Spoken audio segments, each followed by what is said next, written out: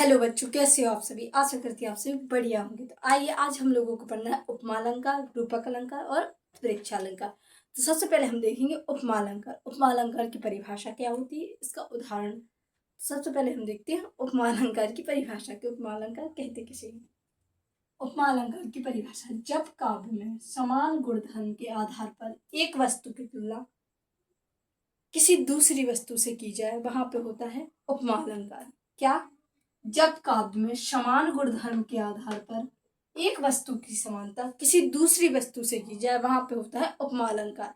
जिसके देखो, सीधी सी भाषा में समझिए, जब किसी एक वस्तु की तुलना किसी दूसरी वस्तु से समान गुणधर्म के आधार पर की जाए, तो वहां पे होता है उपमालंकार। मतलब जैसे कि कोई एक चीज है, उसकी तुलना किसी दूसरी चीज से की जाए कि वो उसी के समान है, तो उसे क्या कहेंगे? उपमालंकार। अब देखो इसका उदाहरण क्या है। मुख मयंक सम मंजू मनोहर। यहाँ पे मुख यानी मुह, मयंक यानी चंद्रमा, सम ये समदृश्यवाचक शब्द है, और मंजू मनोहर यानी समान। तो क्या मुख, यहाँ मुख की तुलना चंद्रमा से की जा रही है कि मुख चंद्रमा के समान है। तो क्या समान गुणधर्म के आधार पर की जा रही है, तो इसे क्या कहेंगे? उपमालंकार। आगे समझिए कि उपमालंकार किसे कहते हैं। यहाँ पे मुख की तुलना चंद्रमा के समान की जा रही है, मतलब चंद्रमा से की जा रही है। मुख में समन्वय मनोहर, तो यहाँ पे होगा उपमालंकार। और सीधी सी भाषा में जब किसी एक वस्तु की तुलना किसी दूसरी वस्तु से समान गुणधर्म के आधार पर की जाए, वहां पे होता है उपमालंकार। ठीक है। अब हम देखते हैं रूपक अलंकार की। रूपक अलंकार कहते किसे हैं। रूपक अलंकार: जहां उपमेय में उपमान का भेद रहित आरोप हो। जहां उपमेय में उपमान का भेद रहित आरोप हो, वहां रूपक अलंकार होता है। क्या? देखो इसमें क्या है कि यहाँ पे क्या हो रहा था कि मतलब समान गुणधर्म के आधार पर तुलना की जा रही थी, लेकिन इसमें क्या है कि मतलब समानता की संभावना की जा रही है, कि आरोप लगाया जा रहा है कि शायद हो सकता है। इसके जहां उपमेय में उपमान का भेद रहित आरोप हो, यहाँ पे समान धर्म के आधार पर तुलना की जा रही थी, और इसमें क्या है कि इसमें समानता की संभावना की जा रही है, कि संभावना बताई जा रही है, आरोप लगाया जा रहा है कि शायद हो सकता है।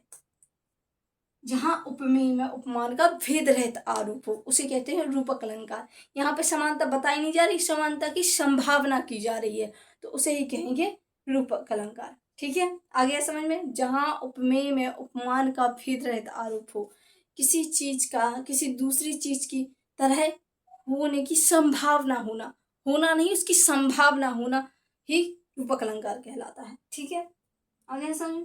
और इसके देखो, इसका उदाहरण से समझते हैं कुछ। चरण कमल बंदो हरिराई।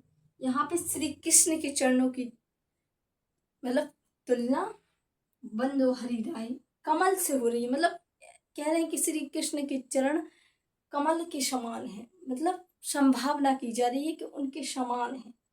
चरण कमल बंदो हरिराई, तो यहाँ पे हो गया रूपक अलंकार। रूपक अलंकार। अब हम देखेंगे उत्प्रेक्ष अलंकार। उत्प्रेक्ष अलंकार किसे कहते हैं, इसकी परिभाषा क्या होती है। तो देखो, जहां उपमेय में उपमान की संभावना की जाए, वहां रूप उत्प्रेक्ष अलंकार होता है। जहां उपमेय में उपमान की संभावना की जाए, देखो यहाँ पे हो रहा था भेद रहित आरोप लगाया जा रहा था कि ये उस जैसी है। अब यहाँ पे संभावना की जाए, उत्प्रेक्ष अलंकार जहां उपमेय में उपमान की संभावना की जाए, मतलब कहा जाए कि उपमेय उपमान के समान है, संभावना की जाए, तो वहां पर होता है उत्प्रेक्ष अलंकार। जहां उपमेय में उपमान की संभावना की जाए, तो वहां पर होता है उत्प्रेक्ष अलंकार। ठीक है। और इसमें उत्प्रेक्ष अलंकार में तुम्हें सबसे आसान चीज ये है कि तुम कैसे पहचानोगे उत्प्रेक्ष अलंकार को। पहले तो तुम परिभाषा ध्यान करो, देखो, और छोटी छोटी सी परिभाषाएं हैं अलंकारों की, तो आराम से याद हो जाएंगे आप लोगों को। तो सबसे पहले देखो, जहां उपमेय में उपमान की संभावना की जाए, सीधी सी एक लाइन की परिभाषा है कि जहां उपमेय में उपमान की संभावना की जाए, वहां पे उत्प्रेक्ष अलंकार होता है।